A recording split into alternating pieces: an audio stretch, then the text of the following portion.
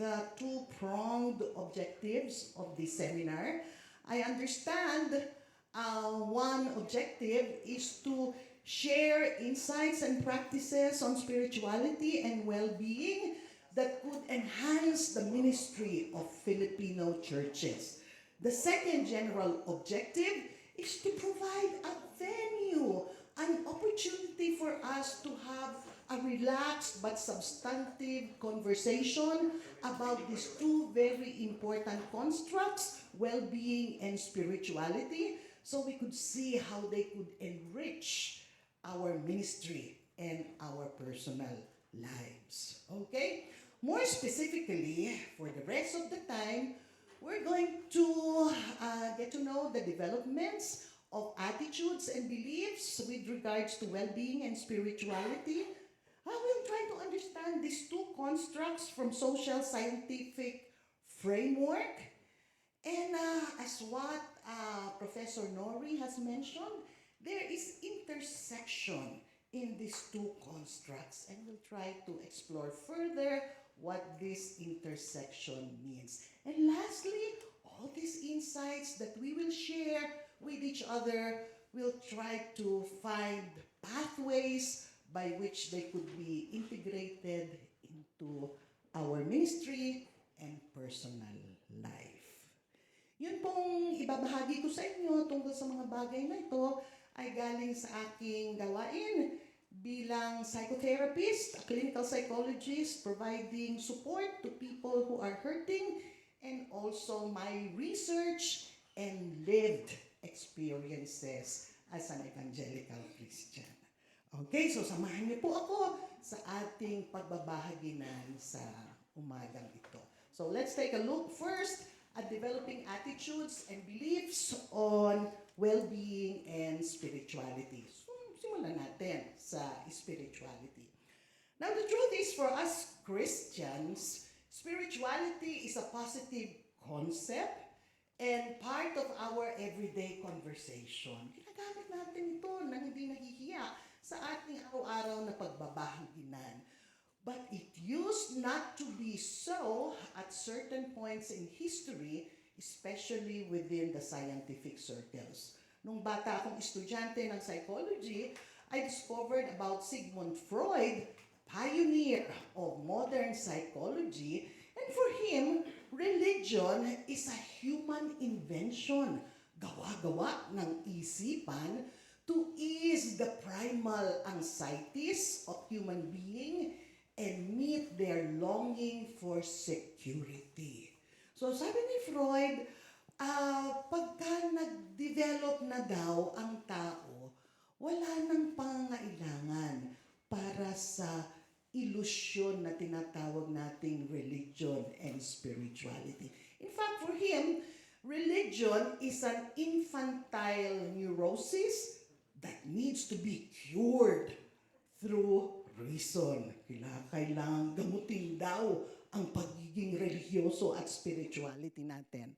Now, very influential thinkers like Emil Durkheim, Karl Marx, Max Weber, okay?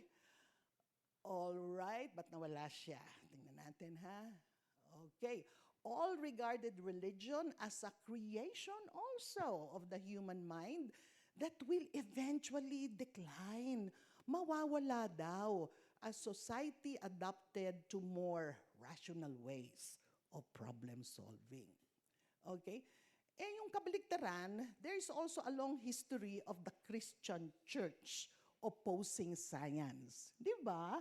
The Renaissance and Enlightenment period had remarkable stories of church people getting offended by thinkers who have taken a more naturalistic approach that threatened the long-held beliefs of the church. Halimbawa na dyan si Copernicus at saka si Galileo, yung kanyang estudyante, who propounded the idea that the center of the universe is not the earth, but the sun. Hindi yun ang paniwala ng iglesia nung panahong iyon.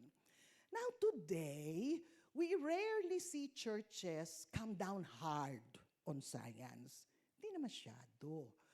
Though most of our formal education happens in secular schools, karamihan naman sa atin di nag-aral sa PBTS o kaya sa ATS, ano?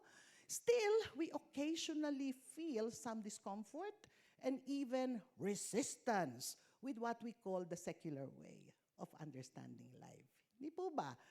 I remember when I was a new clinician, some of my Christian evangelical clients would come to me confused and disturbed. Sabihin nila sa akin, Dok, nalaman ng pastor ko na nagpapatherapy ako at saka umiinom ng psychiatric medication. Sabi sa akin, they're indications of lack of faith in God. E di syempre, kamot ang ulo ko. Mga sikat na pastor pa naman na nagsabi noon, ano? At ako'y batang clinician pa lang. And then in a more extreme way, in one forum, this was way back, ano? I was giving a lecture on biopsychosocial causes of mental disorder. And during the open forum, one of the pastors said, Madam, you are an instrument of the devil because you are teaching that mental disorder is not a sin. Eh di syempre, kamot na naman ang ulo ko. No? Maputi pa yung buhok ng pastor na kumontra dun sa sinasabi ko. But then of course, I responded with intelligence and respect. Now, what's the good news? There is more cooperation now between the social sciences and the religious communities. Feel nyo naman yun sa introduction ni Prof. Nori, di ba? The West and even modernizing Asia has seen a decline in institutionalized religion. Sa ibang bansa nga, nagsasara yung mga iglesia, ano, at binibili sila ng mga corporate entities. But the interest in the practices of spirituality continues as people raise existential questions which orient them to seek deeper meaning and whole person growth. Now, which are manifestations of spiritual hunger. There are also increasing studies now on religion and spirituality. In fact, such studies are regarded to be at the cutting edge of research in much the same way that culture and gender are in the cutting edge as well. We see this reality in the 2-volume handbook of psychology, religion, and spirituality. And guess which organization published these 2 handbooks? It's the American Psychological Association, a mainstream professional organization worldwide. Nung mabasa ni Kuya Boyto, manghang-mangha rin siya. But sabi niya, he was so proud to say, Bolet, nakapag-download ako ng kopya. Ang sarap na ngayon ng buhay. Ano? Now, in the Philippines, sa bansa natin, institutionalized and homegrown religions continue to be very much alive. You probably know the wife of Kidlat Tahimik, Catherine de Gia. And when she was a young student, she was in my class on Filipino religious psychology. And I was teaching it in Filipino. And you know, she doesn't know how to speak Filipino. So she came to the class with a dictionary, Filipino-English dictionary, and a tape recorder para maintindihan niya yung diskurso. And you know what she said? Dr. Paulette, I really love Filipinos because your spirituality are very much alive. Siyempre, yung statement na yon in contrast sa kanyang observation to what is happening in Europe. Okay, so those are the people, those are the faces of the Filipino researchers who are known for their interest in Filipino religious psychology. Okay? Now, the surge of disasters in the country since the start of the new millennium, di ba? Tended to highlight the abiding role of religion and spirituality of Filipinos. In 2013, UNICEF commissioned a research to find out how survivors of the Yolanda disaster are coping. And in this research, they asked the survivors this question: what helped you to move on from the hardships brought by Yolanda? 2013 ata yun no? Tatandaan niyo pa yung nangyari doon? My God, I thought hindi na makaka-recover yung mga affected communities doon. Pero hindi naman. Alam niyo kung ano ang sagot? The most common answer given, ang amin pong spirituality at pananampalataya sa Diyos. Okay? So now let's look at the developing attitudes towards well-being. In the last decade, or so, well-being has become a well-used term in public places like the academe and in chat, especially among the Gen X and Gen Z. Gen X and Gen Z pa ba tayo? The young professionals are not looking for the best Comben packages, but for workplaces that value their well-being. Napansin niyo yun? Oo, hindi naghahanap ng pinakamalalaking sweldo. The netizens are searching for wholeness centers, retreats, seminars, and workshops on how to thrive and be happy. Ang Harvard, gets nila ito. Kaya nag-put together sila ng online course on happiness management. At ang sabi nila, ang pinaka-popular daw na kanilang kurso ay ito, tungkol sa kung paano maging maligaya. Nakakaaliw, hindi ba? Oo. Now, the schools are also developing programs to address well-being concerns of students. Hindi lang on how to become good students.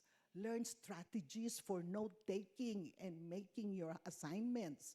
Social science literature, as already noted earlier, are burgeoning with well-being studies. Kaya gusto nilang magsulat rin sa kanilang journal. And lastly, yung mga kliyente natin sa counseling and psychotherapy, they're not only longing for symptom reduction. Hindi lang, Dok, sana mawala ang anxiety ko. Sana mawala ang aking depression.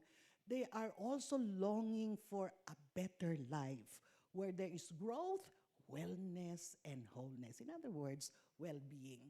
The impetus, bakit ang dae? Bakit umuunlad? Okay? So the impetus to the rise of personal interest and studies on well-being may be attributed, one, to increased awareness of rising mental health issues, and two, paborito to ni Pastor, the valuing of positive psychology, which called for studies on flourishing, emotional hardiness, and psychological richness. Okay? So ganun rin naman ang nangyayari sa Pilipinas. Pag tiningnan natin ang national data, meron talagang pagdami ng mga tao na may mental health-related problems.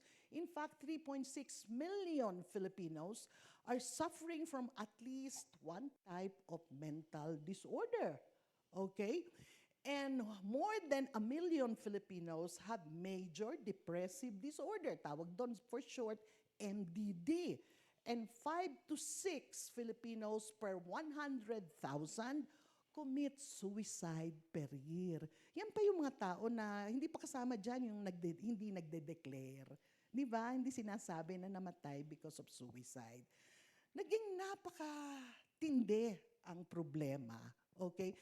So much so that Filipino personalities, celebrities, have started to come out to talk about their own mental health issues, to encourage more open conversation on the subject, and make possible increased access to mental health services. Si Binibining Pilipinas, Michelle D, talked about her brothers who both have autism. Sino yung pangalawa? Kilala nyo? Si Ellen Adarna. She talked about her issues with mood disorder as well as post-traumatic stress disorder. Kahapon lang, nagchichika kami ni Miss Sally tungkol dito.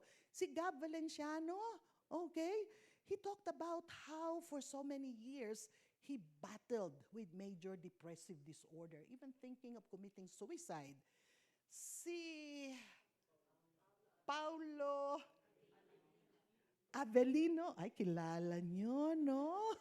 He also talked about his struggles with anxiety, depression, and even self-harming. Hindi naman ata niya talaga gusto mag-suicide, but he engages in self-harming behavior. And lastly, of course, ang ating Miss Universe 2015, si Pia, okay, she also disclosed about her bouts of depression and also bulimia, which is a form of eating disorder. Now, children are not exempted from having psychological problems. According to WHO's 10 Facts on Mental Health, published in 2019, about 20% of the world's children and adolescents have mental disorders and problems.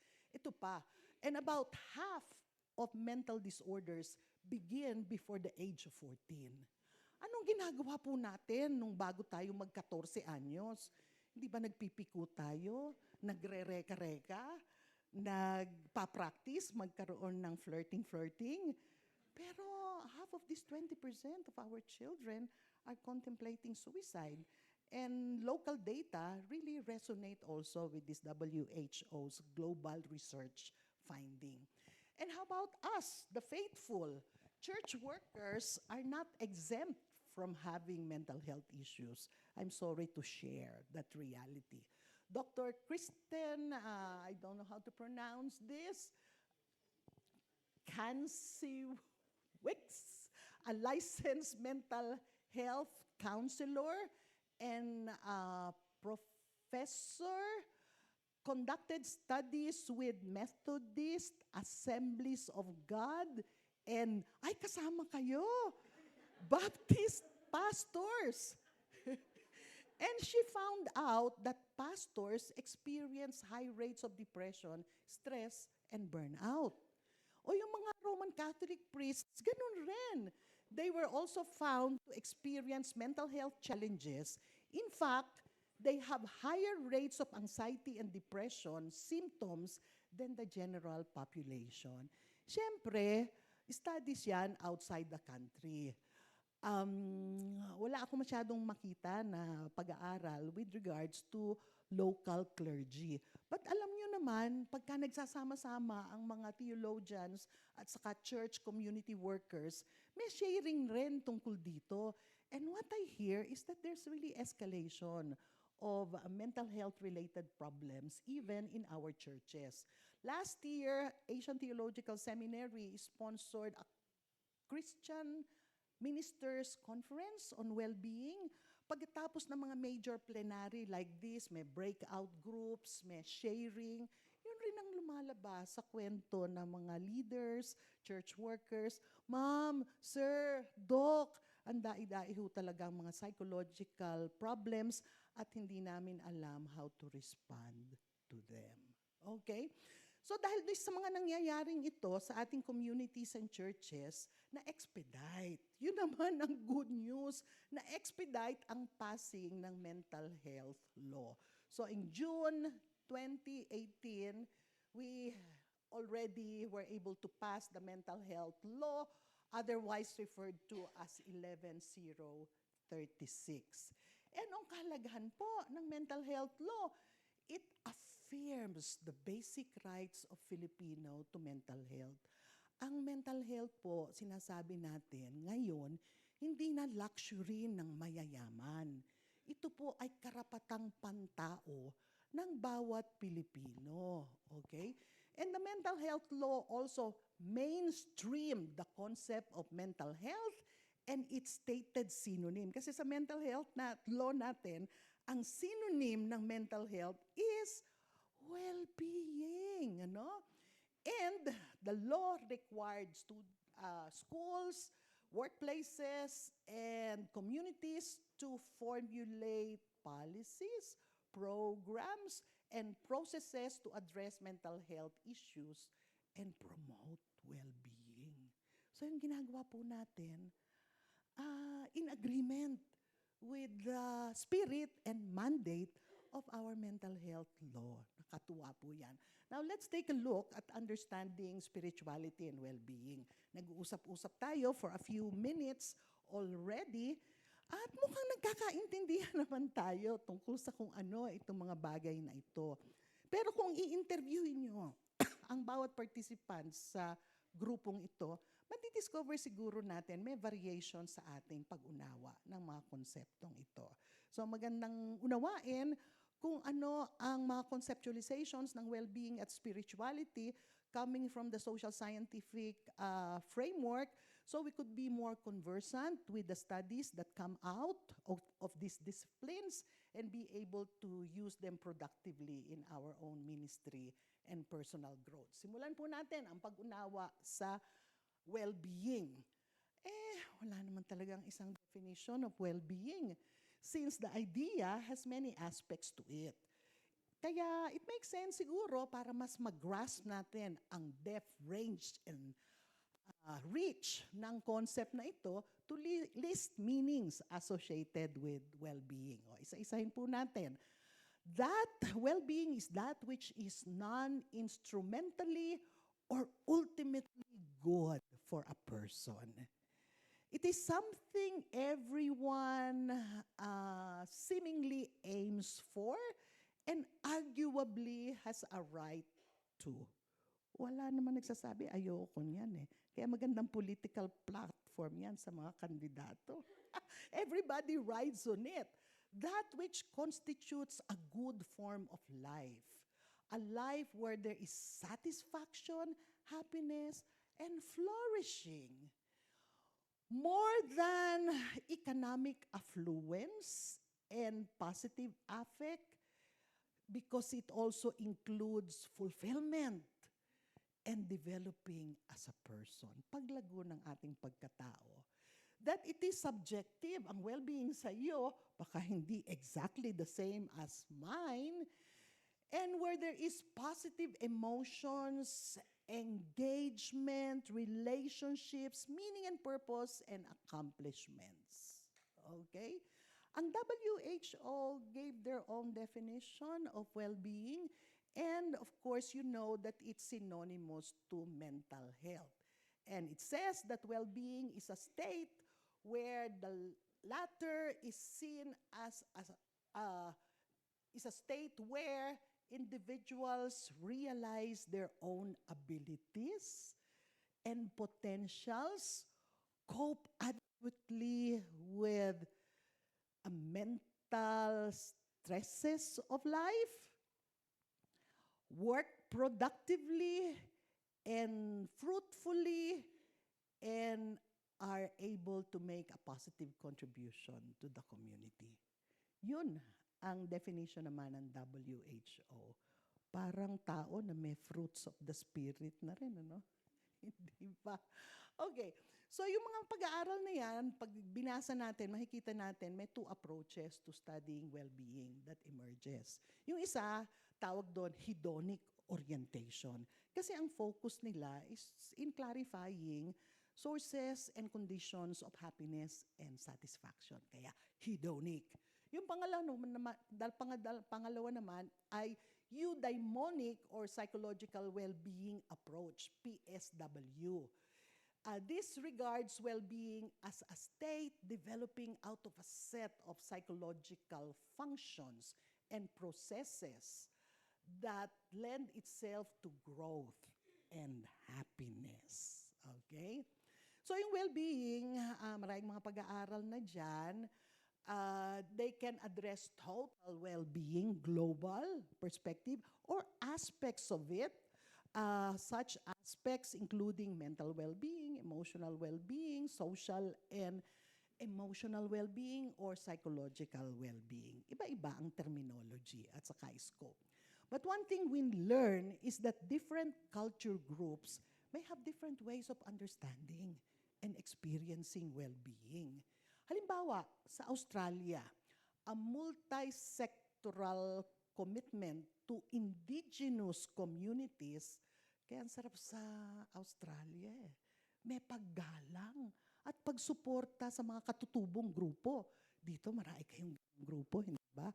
This led to the reclamation of models of well-being. Halimbawa nito, yung kay Joseph Rowe, he developed the concept of aboriginal inner spirit. Tawag nila doon, Ngarlu or Liam, which in turn inspired the development of the strong spirit, strong mind, well-being model.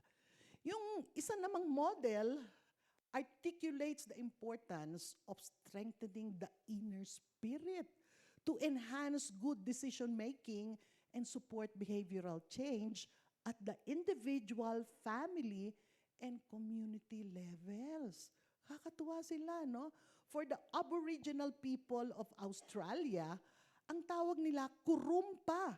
Kurumpa is the foundation of vitality and is critical to the physical, emotional, and spiritual well-being.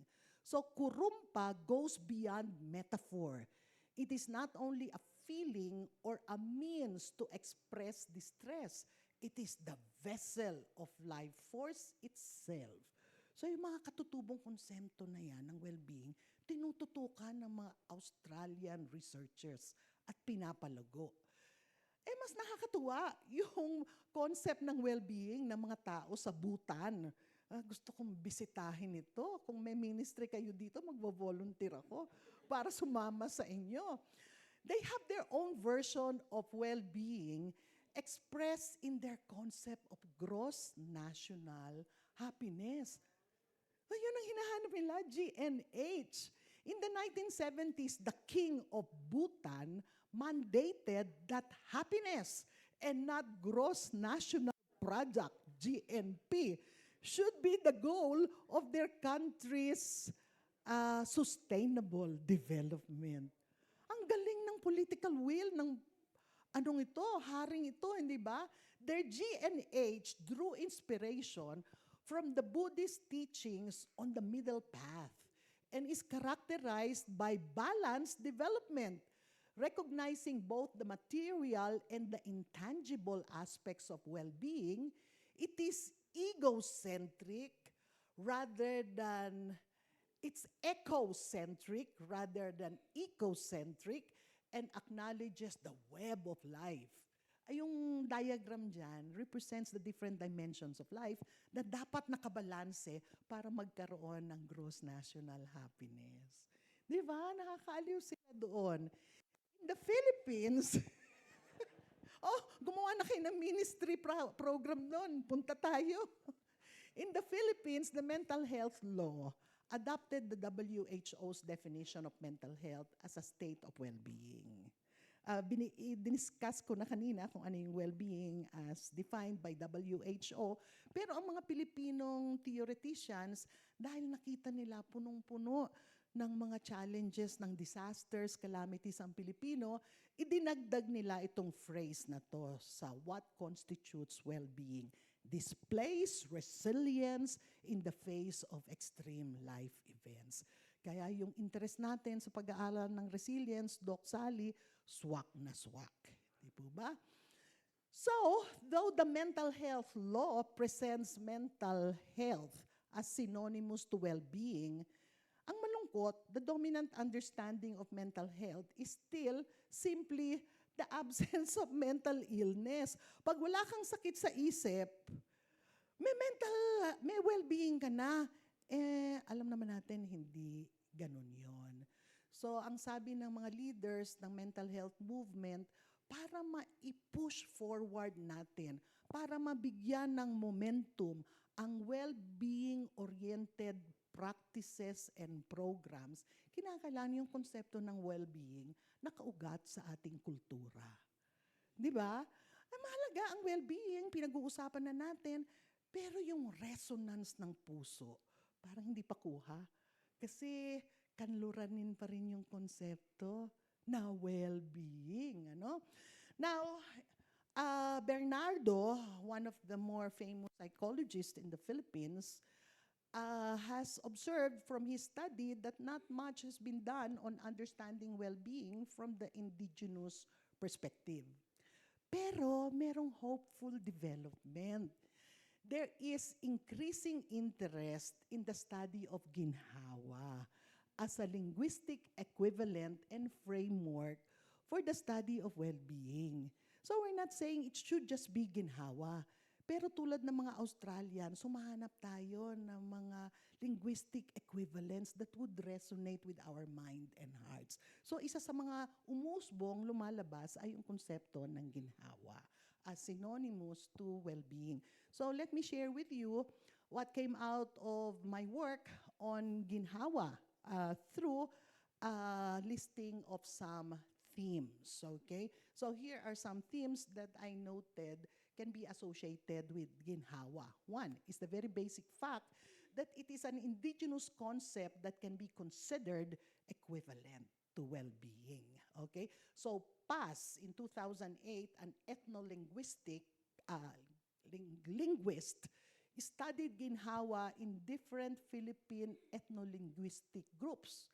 Among Tagalogs, it can mean prosperity, a sense of lightness when persons achieve their goals, a condition where every aspect of life is in its proper place, nakalugar.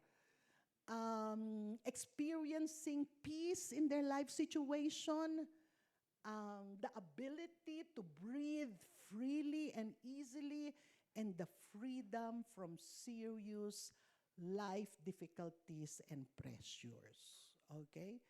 Yung pangalawang theme has to do with ginhawa being an embodied experience associated with the spirit and with maintenance of life and vitality.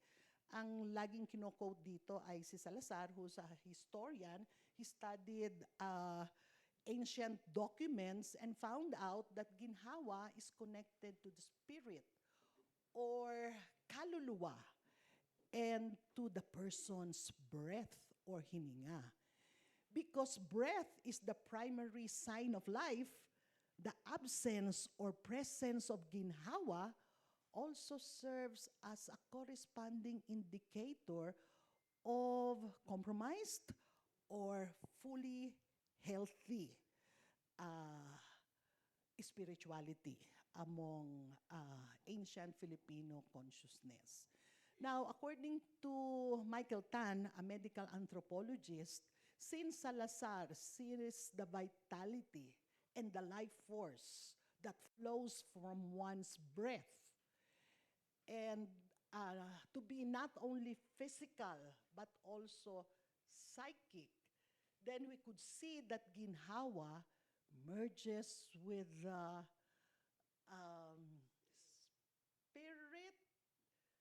the spirit or psychic energy of the person as well. Okay, number 3 theme. Ginhawa as model may be better understood and experienced within four of its dimensions. What are these dimensions? Sigla, gana, gaan, and ligaya. Let me just briefly describe what each of these dimensions are. Okay? So you notice probably that people who are psychologically integrated have energy or sigla. And energy is the strength to be able to deal with physical and psychic challenges of life. Oh, may sigla ba kayo sa araw na to? Okay. The other dimension has to do with gana or appetite and enthusiasm for life. The person who is psychologically healthy has gana. Ganang kumain, ganang sumusyal, ganang magtrabaho. Hindi ba? Idagdag mo na, ganang manalangin at magministeryo. Okay? Gana also has to do with productivity and effectiveness. Hindi ba? Yung mga taong ang galing magtrabaho, sinasabi natin, pare, mare, mukhang gumagana ka ngayon. Hindi ba? Okay. The third dimension is that of gaan or lightness. It has two dimensions. One is intrapersonal and the other is interpersonal. Yung mga tao na put together, hindi ba sabi natin, ang gaang magdala ng buhay, ang gaang magdala ng problema. Pero may interpersonal component rin siya. Pag pinapili ka, sinong gusto mong katrabaho sa ministeryo, kasama sa proyekto, sa pag-aaral, siya. Kasi magaan silang katrabaho. Di ba? May mga tao pag naglalakad kayo, napansin ba niyo yun? Pag may tao na pagka nasa likod ka niya, naglalakad siya, parang ang bigat.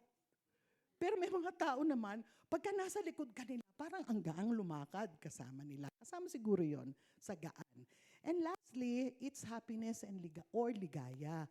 So of course, we know it's the affective dimension of life lived well with sigla, gaan, and gana. And it manifests in a whole range of experiences, sensate pleasure, pag pinainom ka ng kape na mainit sa maginaw na umaga, sensate pleasure. Delight over simple things. No, masarap na boyfriend o girlfriend yan. Masimple lang ang kaligayahan. Sense of purpose or meaning, may kahulugan sa buhay.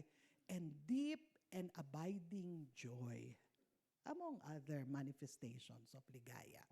Okay, number 4, ginhawa is a whole person experience. So, ang nakakadanas ng ginhawa ay hindi lang katawan, kasama dyan ang isip, damdamin, okay?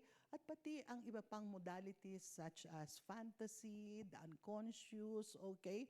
So we also know ginhawa is affected by contextual factors like time, place, and existing stressors, but it's not fully controlled by them. Kaya may mga nagsasabi, may ginhawa kahit may pagsubok at paghihirap. Gulat na gulat ang mga foreigners sa experience ng well-being ng Pinoy, hindi ba? Hirap-hirap ng buhay nila, pero how could they smile and manifest ginhawa?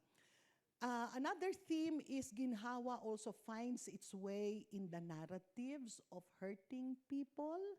Di ba? Hindi lang all positive ang mga kwento ng mga tao na may well-being. Yan ang nakakatuwa ring malaman. Next, ginhawa does not only serve the self. It is a highest good and vision for the country and for one's kapwa. So in the writings of revolutionaries like Andres Bonifacio and Emilio Jacinto, the return to the ginhawa of the pre-Spanish period, sabi nila, can only be attained through Filipinos loving their country and their freedom. Sa panahong ito na ang sama-sama ng klima, ng politika sa Pilipinas, kailangan i-resurrect natin itong mga writings na ito tungkol sa ginhawa.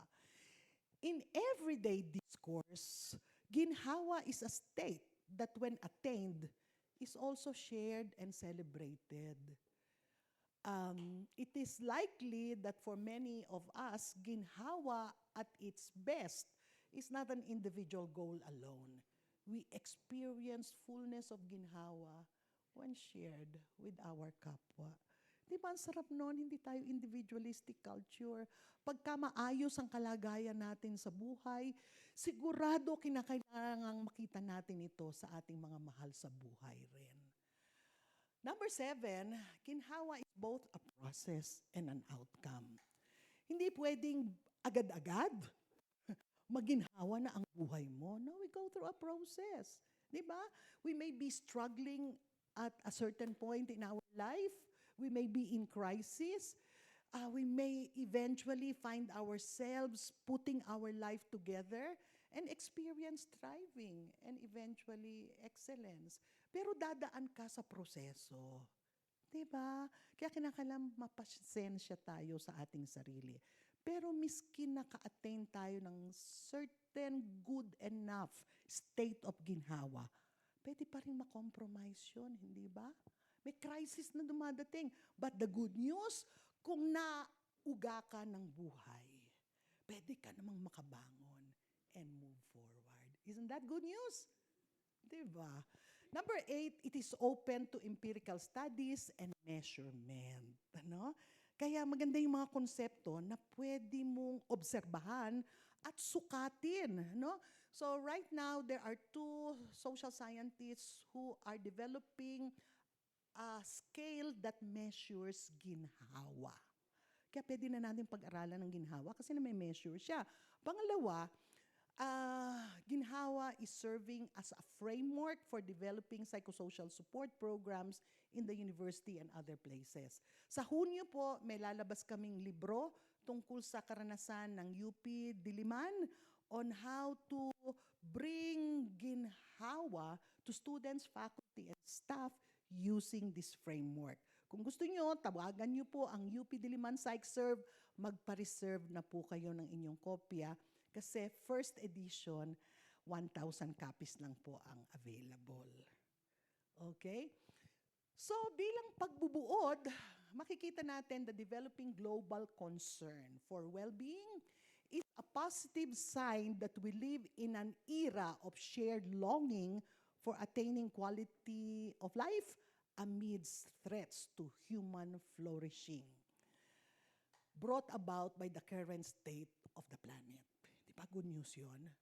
For this, well-being is a standout ideal worthy of human collaboration using both indigenous wisdom and the human sciences. Tayo na mga Kristiyano have a missional field where our faith resources may be offered at the service of communities. Okay. Kasama ko pa ba ho kayo up to now? Mahaba po ito. Now we take a look at understanding spirituality. Okay? In a happy complement to well-being, likewise trending internationally, trending tayo dyan, ha? Is the revival of interest in the practice of spirituality. We use the term spiritual, and I think you would agree to this, to refer to believers who are virtuous in living their faith. Spirituality then is the practice and disciplines of such faith. Di ba? Oo.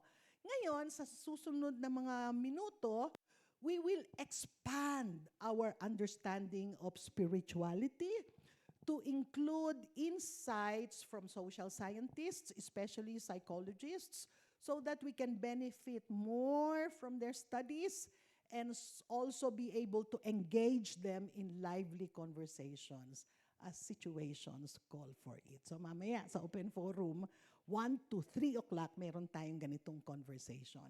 Simulan natin kay William James. Sabi niya, it is the feelings, acts, and experience of individual men and women in their solitude, so far as they apprehend themselves to stand in relation to whatever they may consider as divine. Si Beck and Waters sumunod na nagsulat tungkol dito. Sabi nila, it's about a person's relationship with the sacred. Mapapansin natin, by using the divine and sacred, James as well as Beck and Walters help capture all understanding of spirituality of the earlier classic type. We will now look at meanings which are more adapted to the secular age.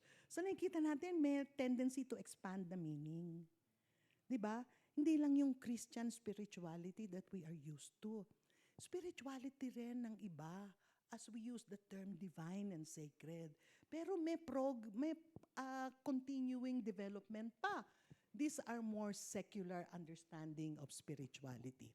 A natural predisposition, an aspect of our being which lies at its core and very much part of our humanity.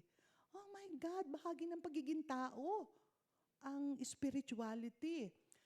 An individual's experience of and relationship with the fundamental non-material aspect of the universe.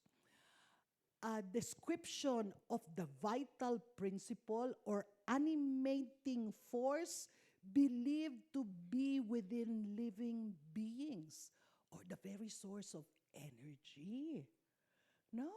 Narinig natin yung konsepto ng energy at vital force sa ibang religious tradition, but it seems like it's also part of people's spirituality. One's attempt to understand and connect to the unknown of the universe or search for meaningfulness in one's life. No? It has to do with peak experiences. Yung, di ba, nag-peak experience na ba kayo? Pag may narating kayong katotohanan o goal sa buhay, madalas, if it's a special achievement, merong resurgence of joy, happiness, and even a sense of transcendence, okay? Kay Hume, it's connected with transcendental function, which includes the psyche's remarkable capacity for change and growth. It has to do with the principle of bringing together opposites. Itim at saka puti, naiintindihan ko. In Christian experience, siguro isang issue, talaga bang makapangyarihan ang Diyos at nakokontrol niya ang lahat ng bagay? Pero nakakabaliw naman. Kung nakokontrol niya ang lahat ng bagay, di mga robot lang tayo. Asa ng human agency. So pagka meron kang ability to put things together na may coherence sa isip mo, then it's a sign of growth. Di ba? It comes sa ating spiritual growth. Natatanggap natin makapangyarihan ng Diyos, pero meron tayong human agency sa buhay. And then it's also associated with faith. Check on the study by James Fowler on theory of faith development, which sees faith as a dynamic process of construal and commitment by which we focus our trust and loyalty, our dependence and confidence in a center or centers of value. Yan ang pananampalataya. Now, I find this interesting. Spirituality is linked to neurobiological processes that certain brain regions are associated with, such as reward processing, emotional regulation, and social cognition. Ibig sabihin daw, nakita ng pag-aaral, pagka nagkakaroon ka ng spiritual religious experience, merong certain parts of the brain that are being activated. Amazing. And it is also seen as meaningful relationship to self, to others, to nature, to a higher power, or even to the unknown of the universe. When you're connecting to this, establishing a relationship, then that's a spiritual experience. Baka magustuhan nyo tong pag-aaral ni Hai and Nai. Ang focus ng pag-aaral niya, yung mga bata. Pero sabi niya, yung natuklasan niya sa spirituality ng mga bata, totoo rin sa spirituality ng mga adults. Kaya lang in less pure form. Nakita niya, part ng spirituality daw ng mga bata is the development of this relational consciousness. I love this. And it has 3 components: awareness sensing, mystery sensing, and value sensing. Ano yung tatlong ito? Una, yung awareness sensing includes concentration, sometimes term tuning in, or flow, or focusing. Pero ito mas alam niyo siguro, being in the here and the now. No? So yung mga bata daw na merong ganitong awareness sensing, very much alive ang buhay para sa kanila. No? Which is basically one of the outcomes of meditation practice. Yung pangalawa is mystery sensing. It involves awe and wonder related to the ultimate mysteries of life itself and the imagination that transcends daily life. So sa mga bata, knowing is not a source of not knowing. Pag may hindi sila alam, hindi nila nauunawaan, it's not a source of fear and insecurity, but rather are opportunities for discovery and perhaps even wonder and sense of awe. Kahuli-hulihan is value sensing. This is identity-forming quest for intimacy and meaning, reflecting what the child deems worthwhile. Like adults, children explore their experiences and sense what is beautiful and good, as well as what is ugly and bad. They connect with people, things, and symbols which can bring them delight or despair. Now, given this appreciation of different dimensions of relational consciousness, mas na-appreciate ko yung nabasa ko sa scriptures, di ba? I think it were the disciples who were telling the children, go away from Jesus.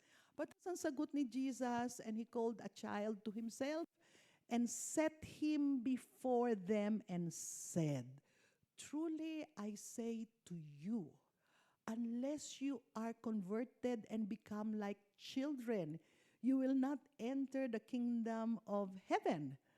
Whoever then humbles himself as this child, he is the greatest in the kingdom of heaven. Yung relational consciousness ng mga bata makes them more open to the realities of the kingdom of God. And what we're saying is we as adults can recover that kind of spirituality. So in summary, here are some observed themes on spirituality. It has inner sense as well as external manifestation. Tama? May nangyayari sa loob, may nakikita sa labas. Has height, depth, as well as range and reach. It enables us to understand and engage life. It facilitates personal integration. It involves all or many aspects of being, is associated with a certain energy, a life force that moves through all creation, can exist outside religious life, has to do with relating in a deep way to self, others, nature, and the numinous is characterized by the experience of something more. There is something more in life, which translates to experiences of transcendence and sense of the sacred. And lastly, spirituality, like well-being, is affected by inner and outer realities, as indicated by the diagram on the screen. Okay? So to summarize, can we say that spirituality is a human faculty expressing itself in whole person experiences, involving feelings, actions, thoughts, fantasies, and sensations as people seek to establish deep relation with themselves, with others, with nature, and with that which they consider to be ultimate in a manner that brings transcendence, integration, sense of well-being, and meaning in life.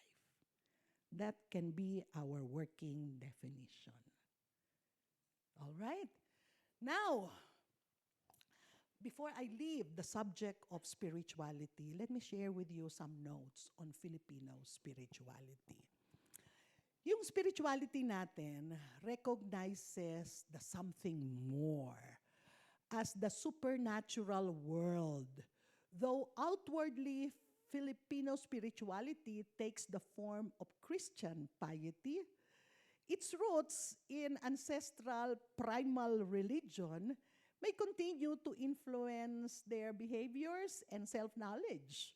Within this religious worldview, the spirit world may merge with the supernatural world. Napanood nyo ba yung 13 ng Netflix?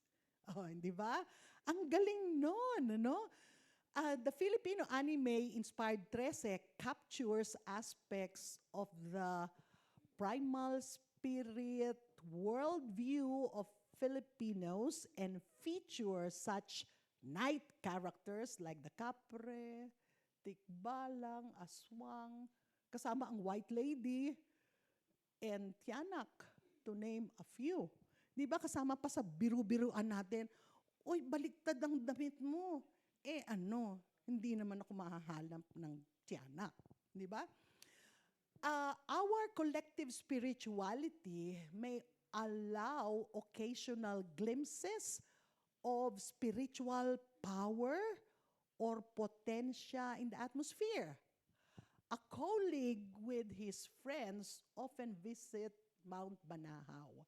Sabi niya, para ma-recharge ang energy ko. I'm sure some of us have had the pleasure of meeting, let me use this term, litawin. Narinig niyo na ba yung litawin na konsepto? Witnesses to the unseen world, seers or faith healers. Meron akong best friend, abogado. Pero sabi niya, Bolet, litawin ako. May mga nakikita ko. And I've asked God to take it away. Hindi nawawala. And there are several of those who have come to me for therapy because of those experiences. Pastors might be, unsuspecting until a mother, member of the church and carrying her baby, might warn him, Pastor, puwera usog. Hindi ba? Or even request a saliva rubbed as equalizer. Hindi basta-basta ang pwedeng magtanggal ng usog, Kinakailangan may equal potensya ka. We may unknowingly have members with anting-anting to complement linis ng loob to ward off hostile powers or get potensya for themselves. Filipinos also embody their spirituality, expressed through rituals and resolve. Yung anak ko, hindi siya magkaanak talaga. She has decided, sige, wag na lang. Pero before, when she was trying, sabi ng mga kaibigan niya at mga kamag-anak, baka kinakailangan sumayaw ka sa ubando. Hindi ba? Your spirituality, your faith, you express through certain rituals, embodied rituals. Tatandaan niyo itong Holy Week, tuwan-tuwa ang mga turistang magpunta sa Pilipinas. Kasi you have individuals engaging in flagellation. Ano ibig sabihin nun? It is really a bodily manifestation or demonstration of the seriousness to repent for their sins. Maraming ganon, kasama na rin ang kultura ng pamamanata dyan sa embodying approach to Filipino spirituality. Ito, natutuwa ako, yung Filipino discernment. Meron akong estudyante, nag-dissertation siya tungkol sa spontaneous recovery among Filipino drug dependents. May addiction. Tapos hindi naman sila nagpa-therapy, pero gumaling sila. At isang karanasan nila, kwento, kasi, sir, binabasa ko ang mensahe ng Diyos sa akin. Apparently, some of these respondents, they have experiences in life that are really engaging, arresting, and they consider them as messages from God. Tapos pagko-connect-connectahan nila at makikita nila may sinasabi sa kanila ang Diyos, which is a pathway to recovery and empowerment. Naisip ko, tatandaan niyo si Steve Jobs. Si Steve Jobs, nung malakas pa siya, walang sakit, ang galing-galing niya. Pero hindi siya masyadong sensitive sa spirituality. So nung magkasakit siya, in one of his graduation addresses, ikinuwento niya, alam mo sa buhay, kinakailangan you learn to connect the dots in your life. Remember that? May mga nangyayari sa buhay mo. You have to understand them and put them together so you are able to make sense of what your life is all about and where it should be going. That is spirituality. That is discernment. Kahuli-hulihan. Deep within the personal core, yung loob natin, is the Filipino sense of the kapwa, expected to transfer to malasakit, and to to a sacred sense of encounter when connection is achieved in the level of pakikiisa. Have you ever experienced what it's like to connect so deeply with a person? And when you leave the interaction, you have a sense that it was a sacred moment. Merong ganon, ano? At hindi lang yan nangyayari sa boyfriend at saka sa girlfriend o sa asawa. Sa pakikipag-usap na malalim, and you touch each other's soul. So yun yung sacredness ng kapwa, hindi ba? And it also helps us to connect with people and engage in acts of service. All right. Isang oras na yon. Bibilisan ko to para matapos in 15 minutes. Okay? Kung kakayanin. Well-being, spirituality. Napansin nyo sa usapan natin, parang may connect sila. No? So let's take a look at the relationship between well-being and spirituality. Earlier discussion has already alluded to this close relationship between these two constructs. To further understand this relationship, let's take a look at the lives of certain people where this kind of relationship is demonstrated. Simulan natin sa isang video tungkol sa buhay ni Nick at saka ni Chai. Bakit nawala? Hindi ako sanay kasi dito eh. Yan. Pwede ba yan? Hindi ko ma... Kayo na lang kaya ang Ayan. Tanan nga oras. Basta ada hira. Pero naminti kami happy. Kalit ang tubig pag ako sa mong balay, nagkabulag mi ni Mrs. Bisan laom pa ang tubig, sulog pa ang tubig, naningkamot ming duha. Makita lang ang among mga anak. Ako na nilaluoy sa among mga anak. Nangayo ko nila sorry.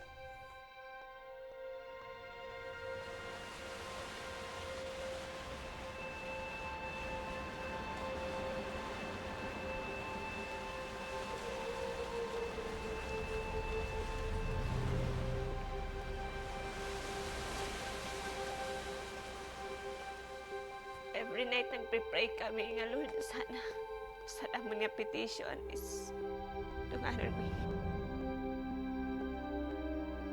Nagdungan ang mga anak kaning biya sa amo. Hopefully magdungan sa mga mo. Tuwadto sa ilaha.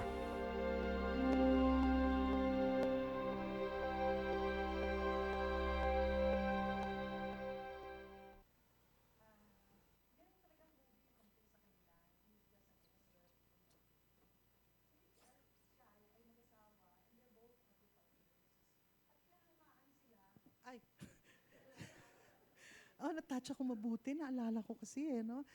So they're both agriculturists and they were very much admired in their community because of their servant leadership, ano?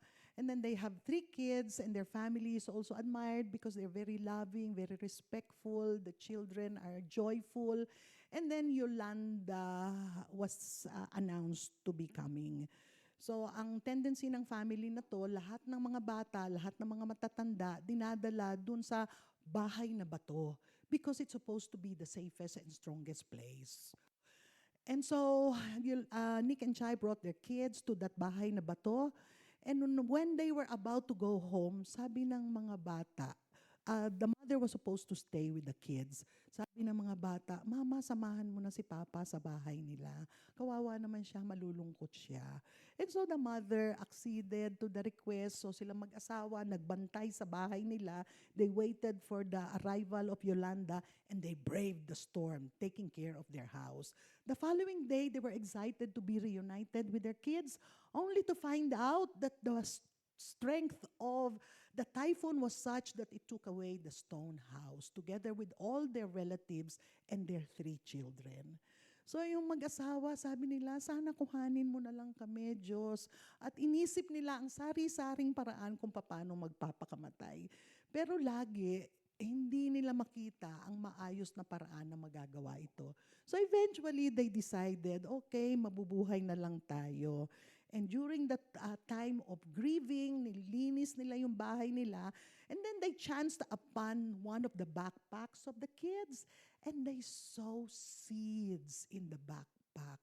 So sabi ng mag-asawa, siguro kinakausap tayo ng ating mga anak na itanim natin itong mga seeds na to para muling mabuhay ang ating kapaligiran. And so that's what they did. Sabi ng mga kapitbahay nila, nababaliw na yung mag-asawa. Why are they planting seeds in this God-forsaken land? And then after a few weeks, green started to grow. So yung mga kapitbahay nila, sabi, turuan nyo rin po kami kung paano magtanim. Eventually, naging berde yung kapaligiran nila, Nick and Chai. And then they started to notice the kids. Siyempre, may disaster ang mga magulang, busy sa pag-recover, pagtatrabaho, paghahanap buhay. Kawawa naman ang mga bata. So sabi ni Nick and Chai, tulungan natin sila. Let's organize play activities para hindi sila depressed. And then they eventually, dahil sarado ang mga eskwelahan, sabi nila, mag-organize tayo ng mga klase para pag nagbukas ang school, hindi sila delayed. And that's exactly what they did. So they asked, siyempre, pagka may klase, kailangan ng mga materials. They asked friends for donation and they all came. So eventually, very green na yung paligid and the kids were okay. They were ready to go to school and their parents were so blessed and inspired. So napakaganda ng ginawa ni Nick at Chive. Kaya nung tahimik na ang community, binigyan sila ng special award ng local government of Tacloban. So sa buhay ni Nick and Chai, kitang-kita natin ang interaction ng ginhawa, their well-being, and their spirituality. Yung kanilang pananalig sa Diyos, ang kanilang paniwala na magkakaroon ng justice sa mundo at makikita rin nila ang kanilang mga anak sa susunod na buhay at ang kanilang sacred sentiment towards kapwa inspired them to live. Diba? Yung pangalawang istorya na ibabahagi ko sa inyo has to do with a friend. Ano? It's a privilege for me to get to know her because she embodies ginhawa and has a style of spirituality expressed in quiet service. Mapaglingkod. She is a psychologist doctor known for her scholarship and when she retired from teaching, she was given the honor of Professor Emeritus. She excelled as an academic, but she was also a counselor, giving free services to victims of injustice and gender-based violence, living dangerously in the process. So nagkaroon na siya ng mga threats to her life. She has a quiet but undeniable sigla, model of a buhay na gumagana. Maybe we should also include tapang. It may be of interest that my friend is an avowed agnostic, but also understands self as deeply spiritual. Minsan nagka-come together kami as a group, tas kakain kami. Siyempre, we say grace. Sabihin namin, oh, ikaw naman ang mag-say grace. Sasabihin niya, pwede bang magbigay ako ng panalangin, isang agnostic? And she does give her prayer. She sees spirituality as an openness to the sacred with the term pointing to that which is beyond our temporal and strictly private interests. Her concerns remind me of what Attenborough in his Trials of Life would call continuing the line. Hers are about contributing to the furtherance of humanity, the earth, societies that ensure fairness, malasakit, and sense of wonder over the universe. How thankful and appreciative I am of such friends. So there is this intersection between well-being and spirituality. And it was alluded to in earlier studies of UNICEF. And there are now increasing number of studies which show that spirituality is associated with good outcomes in different aspects of mental health, such as higher rates of overall well-being and life satisfaction, lower rates of depressive symptoms and suicide, lower rates of anxiety, lower rates of deviance, higher rates of marital satisfaction, lower rates of alcohol abuse and other substance abuse, improved coping mechanism, healthier lifestyle, positive impact on heart disease, immune function, and overall longevity. Kaya siguro kung 80 anyos ka na and you're still rearing like a spring chicken, oh, di ba? Siguro you have this in abundance, ano? Yeah. So it is clear that spirituality carries with it certain psychospiritual mechanisms that contribute significantly to positive well-being and outcomes.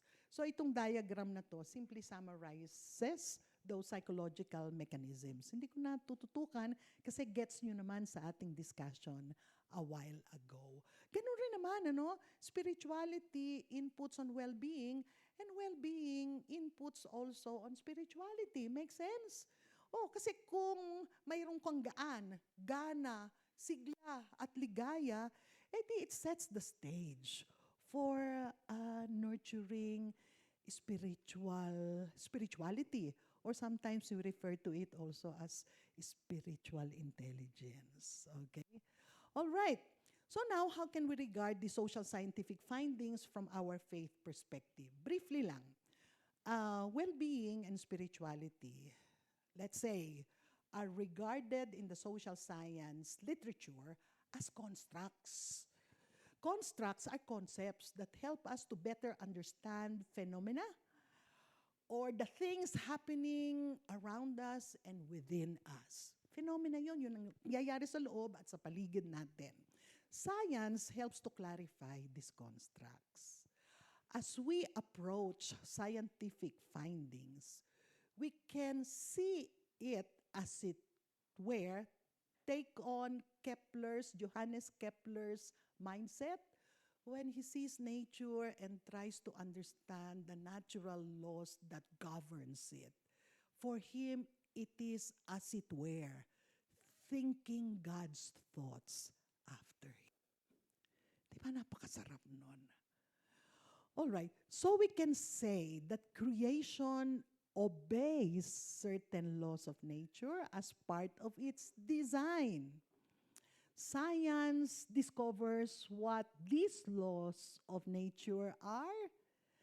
Knowing the laws of nature that govern the environment and the human life will allow us to find better ways of taking care of God's creation. And that includes human phenomena like well-being and spirituality. So this diagram summarizes what we affirm about science, okay, and its intersection with our Christian faith. Science helps us to understand the natural world, while theology and our lived experiences helps us to make sense of the supernatural. No? And so what we do is we integrate the knowledge that comes from science, theology, and lived experiences so we could have a more holistic view of life. Okay? So, when we try to understand phenomena, including spiritual experience, using language, we do not take God out of the picture. As Christians, we believe that God is present even in the natural world. We believe that God dwells in our midst and moves according to the laws of nature. So with every scientific discovery, the wonders of His creation is time and again affirmed. Of course, He can also move in ways that seem to defy nature, since we believe in miracles. Di ba? Yung agnostic na kaibigan ko, sabi niya sa akin, alam mo, Bolet, hindi ko maintindihan. Maraming mga medical realities that do not obey the laws of nature. Kaya alam ko mayroong superpower rin. But generally, God reveals himself, okay, with the laws of nature in the world that he has created. So, it is with these beliefs that we are able to use the revelation that comes from scientific inquiry. Let me emphasize this, with freedom and excitement. Okay? So, given all these insights, let me breeze through pathways to integrating well being and spirituality into church life and ministry. One, the church needs to become more interested and engaged in mental health and well being. This should not be a problem to us kasi engaged naman tayo sa holistic ministry, hindi ba? Two, our churches can serve as venue for sound teaching about mental health and well-being, ang ating Sunday school classes, ang ating pulpit, ang mga educational ministry can present this integrated knowledge and practices. Three, the church can also offer or improve ministries in line with promoting well-being of children, teens, adults, groups, and families. Lalo na sa panahong ito, wala tayong masyadong resources, but the church has people who can respond to issues like maraming mga bata neuroatypical, meron silang autism, meron silang attention deficit disorder, pero hindi sila makapag-aral dahil wala silang strategies and skills. Now, ang ating mga committed Christians can volunteer to have tutorial sessions for these children. Number 4, we develop competent and compassionate people as well as programs to help people who are struggling with their spirituality and well-being. Di ba andain natin ganyan? Nahihirapan. Hindi lang sa kanilang mental health, pero pati sa kanilang spirituality. So we need people who are competent and compassionate to assist them. Number 5, we need to recognize that spirituality is a human faculty. That's what we discovered, di ba? That every human being is able to exercise able to experience this within and outside the church. And therefore, okay, we need to be able to respect and recognize these forms of spirituality. So, as I was saying, mindful of this fact, maybe we can moderate our knee-jerk reaction of looking down on forms of spirituality that are different from our own practices. Dito sa inyong lugar, sa Baguio, ang daing-daing variations to spirituality. Let's remember, okay, let's be more mindful how we respond to them. Number 6, ito mahalaga. We embrace the reality that though well-being and spirituality are related, they're not always mirror image of each other. Ano implikasyon nun? People who are deeply spiritual may not necessarily have strong well-being. So, malaking discovery yan, ano?